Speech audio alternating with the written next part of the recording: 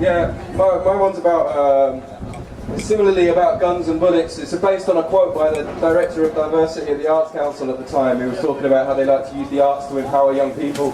And he said, we would like to replace the bullets with poems. Which I thought was, you know, the right sentiment, but maybe a little bit too facile. So, yeah, this is it.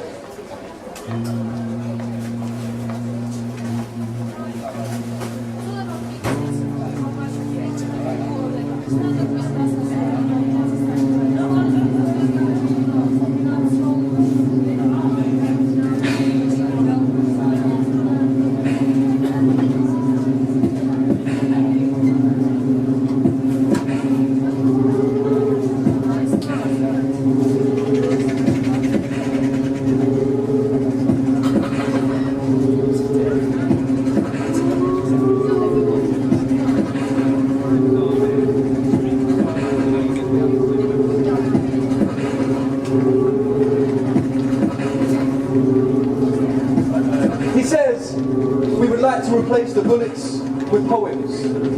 As if the slow-burning power that stems from pen barrels can ever travel faster than the instant domination of a gun blast into a young man's imagination.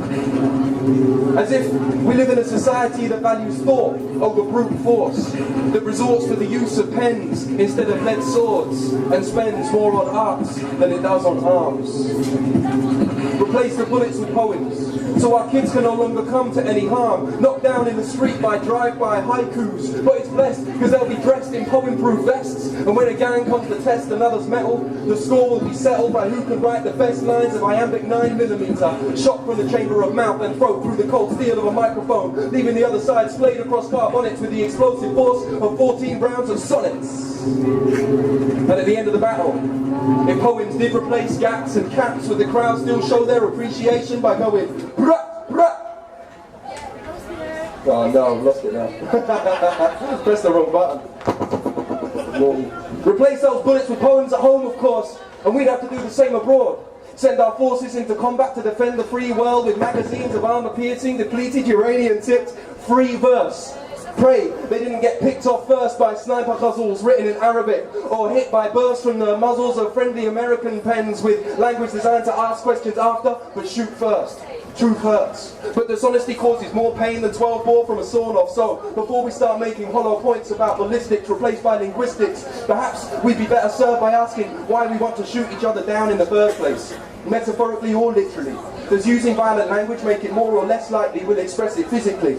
And if we did have an industry that exported poetry instead of weapons for the mighty to wield, would that mean we'd all be fighting on a level battlefield?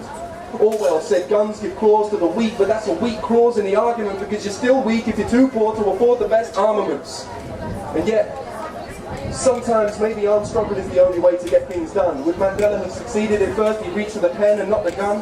But the young ones dying in our versions of Soweto slums aren't aiming at revolution, they're just dissonant chords yearning for resolution, looking for the wrong sort of support and solutions that are not there as they mistakenly sight each other in the crosshairs. So yeah, replace live ammunition with lyrical ambition by all means, but understand what it would mean to make real such tall dreams. Thanks.